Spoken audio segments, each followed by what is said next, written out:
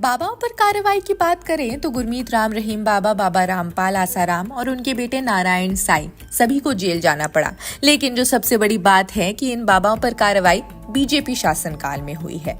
अब सवाल उठ रहा है बाबा सूरजपाल, जिसको भोले बाबा के नाम से भी लोग जानते हैं, वो कैसे पक्ष विपक्ष दोनों पर ही भारी पड़ रहा है।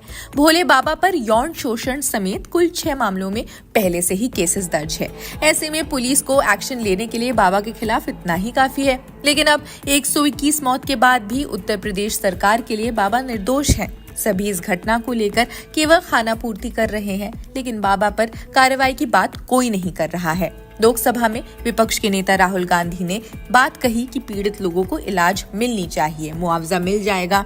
जाहिर है कि विपक्ष कोई आवाज इस बाबा पर नहीं उठा रहा है, इसलिए सरकार भी मौज ले रही है। उत्तर प्रदेश सरकार ने एफआईआर में भोले बाबा उर्फ नारायण सकार हरी उर्फ सूरजपाल जाटव का नाम शामिल ही नहीं किया है। विपक्ष भी जानबूझकर क्या इस मुद्दे को नजरअंदाज कर रही है? क्या हो सकता है इसका कारण? इस मुद्दे पर अब बसपा सुप्रीमो मायावती ने चुप्पी तोड़ी है।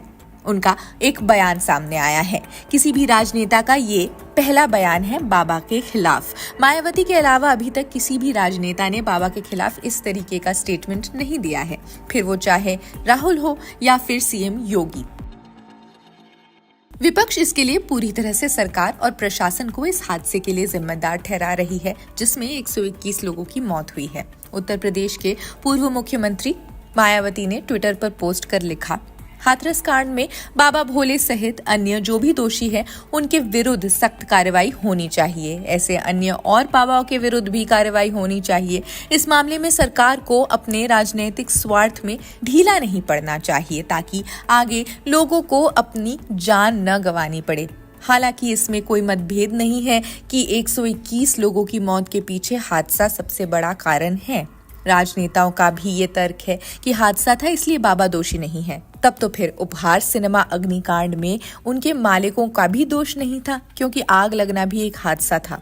सिनेमा की देखरेख करने वाले कर्मचारियों और मैनेजर की गिरफ्तारी भी होनी चाहिए थी। आखिर मैनेजर ही सब देखभाल करता था, मालिक कभी रोजमर्रा के काम में शामिल नहीं होता।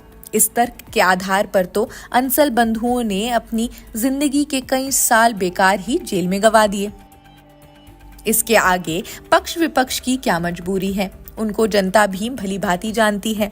सवाल उठता है कि भोले बाबा को क्या पता नहीं था कि इतनी ज्यादा भीड़ एकत्रित हो जाएगी? मान लेते हैं कि नहीं पता था। क्या ये अंदाजा न लगा पाना गुनाह नहीं है? ये भी मान लेते हैं कि बाबा को इतनी बड़ी भीड़ का अंदाजा नहीं लगा। लेकिन क्या 80,000 लोगों की भीड़ के लिए बाबा ने अनुमति ली थी? लेकिन इतने लोगों की भी व्यवस्था नहीं की गई। इस भीषण गर्मी में अगर 80,000 लोग भी इकट्ठा होते हैं तो उसके लिए 5 एम्बुलेंस और 5 डॉक्टर्स की व्यवस्था की जानी चाहिए थी। पिछले साल ही बाबा बागेश्वर के दरबार में पहुंचे तमाम भक्तों को गर्मी से बेहोश होते हुए देखा गया था, जबकि इस बार गर्मी अपने चरम पर थी। इसके बावजूद लापरवाही बरती गई। पंडाल में कभी भी एसी और कूलर नहीं दिखाई दे रहा था। आयोजकों की ओर से पर्याप्त पुलिस की व्यवस्था नहीं की गई थी। प्रशासन अगर पर्याप्त पुलिस भेजने से इनकार करता है तो ऐसे निजी समारोह के लिए पुलिस को लीगल तरीके से भुगतान करके भी फोर्स बुलाने की व्यवस्था है।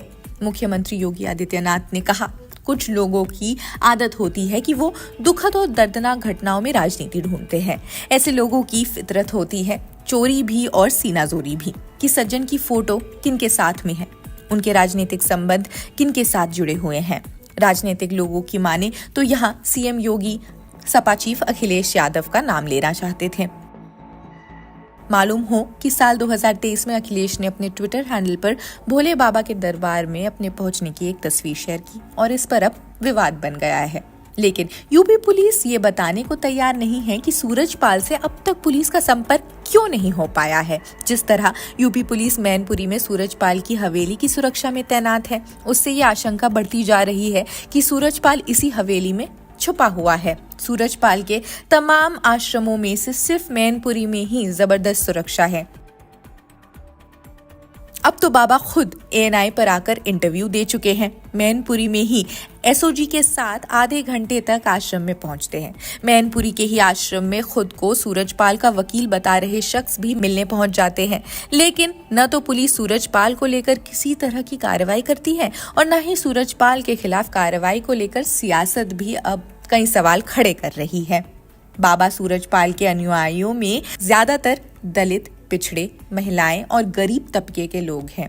ये उत्तर प्रदेश, राजस्थान, मध्य प्रदेश, हरियाणा, दिल्ली हर जगह बड़ी तादाद में मौजूद है और इस वोट बैंक पर सूरजपाल का प्रभाव होने का अंदेशा हर दल को भी है, क्योंकि सूरजपाल के बड़े प्रवचनों, सत्संगों में 2.5-3 लाख तक भीड़ जुट जाती है। इसलिए कोई भी दल या नेता सूरजपाल के खिलाफ खुलकर कार्रवाई की बात नहीं कर पा रहा है।